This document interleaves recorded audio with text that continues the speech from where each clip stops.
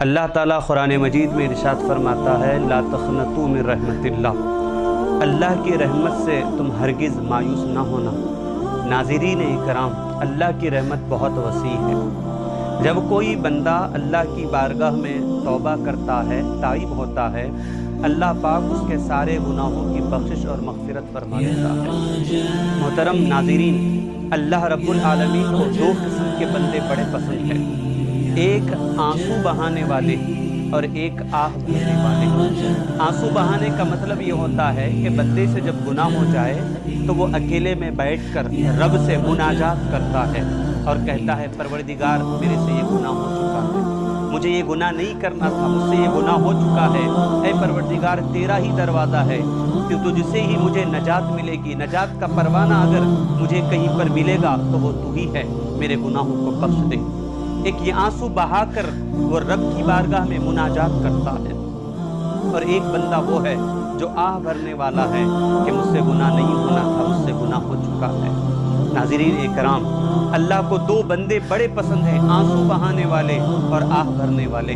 ہمارے پاس نہ آنسو ہے نہ آہ ہے، بلکہ بس ہمارے پاس اگر کوئی چیز ہے وہ ایک امید ضرور ہے، وہ رب سے امید ہے، بخشش کی امید ہے، کرم کی امید ہے۔ اور جو بندہ اللہ سے امید رکھتا ہے اللہ اس کی امید کو نہیں توڑتا۔ ناظرین اکرام، ایک صحابی رسول مدینہ منورہ میں ایک غلام کو دیکھا کہ ایک غلام باغ سے کام کر کر واپس باہر تشریف لایا۔ جب وہ تناول کرنے کے لیے جب بیٹھا ہوا تھا تو صحابی رسول نے اس کو دیکھا کہ ایک لقمہ وہ خود کھا رہا ہے اور ایک لقمہ وہ کتے کے آگے ڈال رہا ہے۔ تو صحابی رسول نے اس غلام کے پاس جا کر پوچھا کہ یہ کھانے کا کیا طریقہ ہے کہ ایک لقمہ تم کھا رہے ہو اور ایک لقمہ کتے کے آگے ڈال رہے ہو؟ تو اس غلام نے جواب دیا کہ حضرت میں جب کھانے کے لیے بیٹھا ہوا تھا تو کتا میرے پاس ایک امید لے کر آیا تھا، ایک آس لے کر آیا تھا کہ اور میں اس کتے کی آس نہیں توڑنا چاہتا تھا، اسی لیے ایک لقمہ میں کھا رہا ہوں اور ایک لقمہ کتے کے آگے ڈال رہا ہوں۔ تو وہ صحابی رسول کی آنکھوں میں آنسو آئے اور کہتے ہیں پروردگار یہ تیرا بندہ ہے، اس کے دل میں محبت تو نے ہی ڈالی ہے، اور یہ کہتے ہیں کہ یہ ایک بندہ رہ کر ایک جانور کی امید کو نہیں توڑتا ہے، تو پھر ایک بندہ جب تجھ سے امید لگائے پروردگار تو کیسے بندوں کی امید کو توڑ سکتا ہے؟ میں یقین سے کہتا ہوں کہ اگر کوئی بندہ رب سے امید لگاتا ہے اللہ پاک اس کی امید کو پورا فرما دیتا ہے۔ تو ناظرین اکرام، ہمارے نوجوان گناہ پر گناہ کرتے ہیں، لیکن سوچنا چاہیے اللہ کی رحمت بہت زیادہ وسیع ہے، اور اللہ پاک نوجوان کی توبہ سے بہت زیادہ خوش ہوتا ہے کہ جب نوجوان سجدے میں جا کر رب کی بارگاہ میں مناجات کرتا ہے پروردگار میری زندگی گناہوں میں گزری ہے، لیکن میرے گناہ تیری رحمت کے آگے ایک تنکے کے بھی مانند نہیں ہیں، پروردگار میرے گناہوں کو معاف کر دے۔ ناظرین اکرام، حضرت سیدنا موسیٰ علیہ السلام نے اللہ کی بارگاہ میں عرض کی پروردگار ان گناہگار کے گناہ اور تیری رحمت ان دونوں کا آپس میں تعلق کیا ہے؟ تو اللہ تعالیٰ نے حضرت موسیٰ علیہ السلام کو ایک منظر دکھایا۔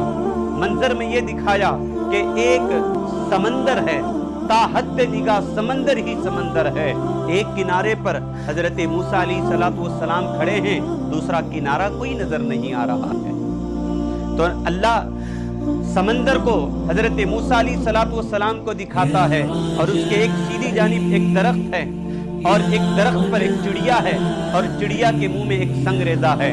اب اللہ فرماتا ہے اے موسیٰ یہ تا حد نگاہ جو سمندر نظر آ رہا ہے یہ میری رحمت کی مثال ہے، اور یہ جو تمہیں درخت نظر آ رہا ہے وہ ہے دنیا، اور اس درخت پر جو چڑیا تمہیں نظر آ رہی ہے وہ ہے انسان، اور اس چڑیا کے اندر جو سنگریزہ ہے، سنگریزہ کہتے ہیں چھوٹا سا پتھر، وہ پتھر جو چڑیا کے اندر موجود ہے وہ ہے انسان کے گناہ۔ اب آپ بتائیں کہ وہ ذرہ اور یہ سمندر دونوں میں آپس میں نسبت کیا ہے؟